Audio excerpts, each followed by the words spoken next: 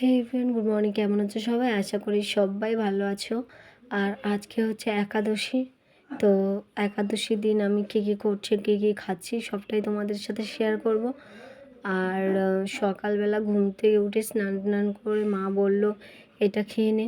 তো তার জন্য সাবুর পোলাওটা নিয়ে বসেছি খেতে। এখন সাবুর পোলাওটা জানি না পুরোটা খেতে পারবো নাকি, কারণ আমার সাবুর পোলাও খেতে খুব একটা ভালো লাগে না। তো সাবুর পোলাও টোলাও খেয়ে দুপুর কি ওই 12টা-1টার সময় মা বলছে শরবত করে খাগা। তারপরে এই যে শরবত করতে বসেছি। এইখানে জল নিয়ে নিচ্ছি, ফ্রিজের ঠান্ডা জলটা দিয়ে শরবতটা করব, তার জন্য ফ্রিজের ঠান্ডা জলটা নিয়ে নিচ্ছি।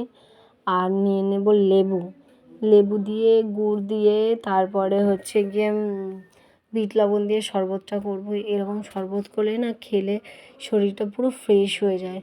আর আমার বাবাও যেহেতু কাজ থেকে আসবে, তার জন্য একবারে করে রাখছি, বাবা এসে খেতে পারবে, তো তার জন্য। আর এই যে লেবুটা দিয়ে দিলাম, এরপর লবণটা দিয়ে দিলাম। আর বাবাকে বলেছি বারবার যে এরকম শরবত করে খাওয়া, কিন্তু কিছুতেই শোনে না, জোর করে না দিলে কিছুই খাবে না। তো যাই হোক, এখন এই যে কমপ্লিট হয়েছে দেওয়া। এখন গুড়টা দিয়ে দেবো। গুড়টা দেওয়ার পর তারপর আমি হাত দিয়ে নাড়িয়ে তারপর এক এক করে সবাইকে দিয়ে দেবো।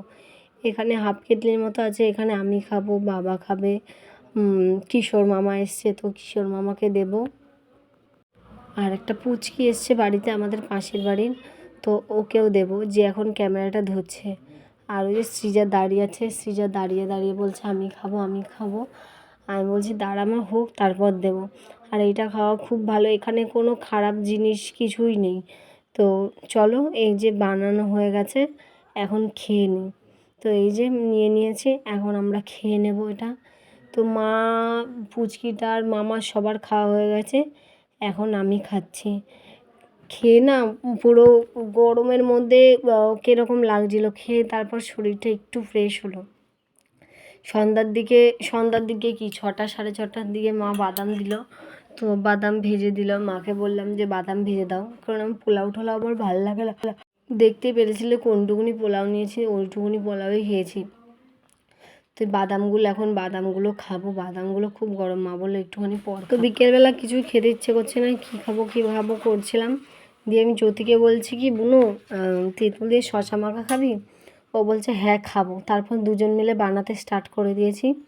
তো এই যে শশাগুলোকে ধুয়ে আগে কেটে নিচ্ছি, কেটে নেওয়ার পর তারপরে হচ্ছে গিয়ে মাখা করব। তো 3টে শশা নিয়েছি, বেশি শশা ছিল না। আর টমেটো নিয়েছি একটা, অনেকটা বেশি মাখা হয়ে গেছে জানো তো। ভাবলাম সবাই খাবে, কিন্তু শেষমেশ কেউ খেলো না, আমারই একা খেতে হলো। যদিও খায়নি, যদিও অল্প একটু খেয়েছে, বলছে দিদি আমার পেটে ব্যথা করবে, নাহলে আমি আর খাবো না। আমি বলছি ঠিক আছে। আমি অর্ধেক খেয়েছি, অর্ধেক ফ্রিজে রেখে দিয়েছি, কিন্তু হেবি সুন্দর হয়েছিল। তারপরে হচ্ছে গিয়ে টমেটো আর এটা দেওয়ার পর লেবু পাতা আমি আর জ্যোতি মিলে দৌড়ে গেছি লেবু পাতা আনতে। তারপর লেবু পাতা নিয়ে এসেছি, লেবু পাতা নিয়ে আসার পর এটাতে লেবু পাতা দিলাম। এবার দেওয়ার পালা মেন জিনিস, এই যে তেঁতুল। তো তেঁতুলটা দিয়ে দিলাম। তেঁতুলটা দিয়ে তারপরে এমনি লবণ আমাদের খেতে নেই, সন্দক লবণ না বিট লবণ, এমনি লবণ খাওয়া বারণ আর কি একাদশীতে। তো এই বিট লবণটা নিয়ে নিয়েছি। বিট লবণটা নেওয়ার পর এবার আমি লঙ্কাগুলো ডলে ভালো করে মাখিয়ে নেব। তো চলো, তো এই যে মাখানো আমাদের কমপ্লিট। এখন টেস্ট করার পালা, খেয়ে দেখি কেমন হয়েছে। তো এই যে এখন খেয়ে খুব ভালো হয়েছিল, কিন্তু হচ্ছে গিয়ে বললাম না ঝালটা বেশি হয়ে গেছিলো আর লবণটা কম হয়ে গেছিলো। তো মাকে বলে আমি লবণটা দিলাম, আর মা না এক গাদা চিনি দিয়ে দিয়েছে। চিনিতে আরও বিরক্ত লাগে, আমার ভালো লাগে না।